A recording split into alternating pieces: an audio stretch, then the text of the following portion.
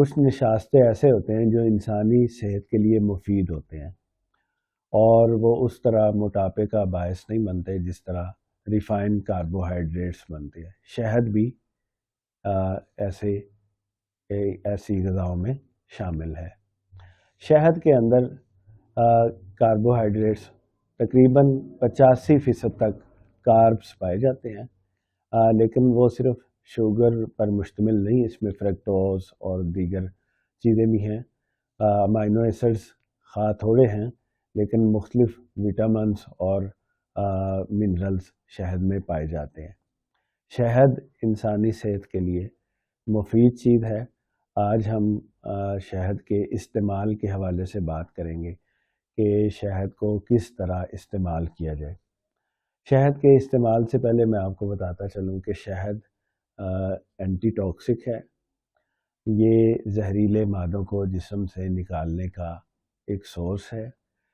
یہ جسم کے اندر سے سوزش ختم کرتا ہے اور یہ نزلہ، زکام، کھانسی، بلغم میں مفید ہے۔ زنک اور دیگر چیزوں کی وجہ سے یہ جسمانی کمزوری میں بھی مفید ہے، اعصابی کمزوری میں بھی مفید ہے، نظر کے لیے، جلد کے لیے، بالوں کے لیے، نظام انہضام کے لیے، جگر کے لیے، تمام اعضاء کے لیے، دل کی تقویت کے لیے شہد مفید چیز ہے۔ شہد کو کیسے استعمال کیا جائے؟ اگر آپ نزلہ، زکام، کھانسی، بلغم کے مریض ہیں تو پھر آپ شہد کو ویسے بغیر کسی چیز کے چمچ کے ساتھ کسی بھی وقت استعمال کر سکتے ہیں۔ اس کے علاوہ آپ گرم پانی میں اس کا استعمال کر سکتے ہیں۔ اگر آپ کو تنگی تنفس یعنی دمہ، سانس کی تنگی کا مسئلہ ہے تو پھر آپ تازے پانی کے اندر، گرم پانی کے اندر اس کو قہوہ کی طرف استعمال کریں۔ اسی طرح اگر آپ گرم دودھ میں اس کا استعمال کرنا چاہیں تو ویسے بھی کر سکتے ہیں، وہ بھی مفید ہے۔ اس سے آپ کے اعضاء کو گرمائش ملے گی اور جسم کو تقویت محسوس ہوگی۔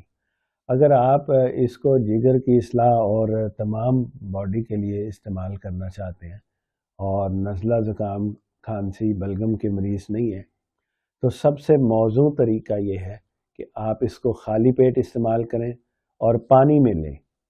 آدھا گلاس، 1 گلاس پانی لیں، سردیوں میں وہ نیم گرم ہو، اس میں 1 چمچ شہد ڈالیں اور صبح ناشتہ سے 1 گھنٹہ 2 گھنٹہ پہلے استعمال کریں۔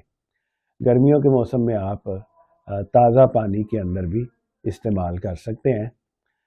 شہد کسی بھی بیماری میں نقصان دہ ثابت نہیں ہوتا، الا یہ کہ جن لوگوں کو پہلے سے ہی شوگر کا مرض ہے اور ان کے جسم کے اندر، ان کے خون کے اندر گلوکوز کی مقدار زیادہ ہے، وہ اگر اپنا علاج کر لیں اور اپنی شوگر کو کنٹرول کر لیں اور دیگر میٹھے سے پرہیز کریں تو وہ بھی شہد لے سکتے ہیں، وگرنہ وہ شہد لینے سے احتراز کریں۔ السلام علیکم۔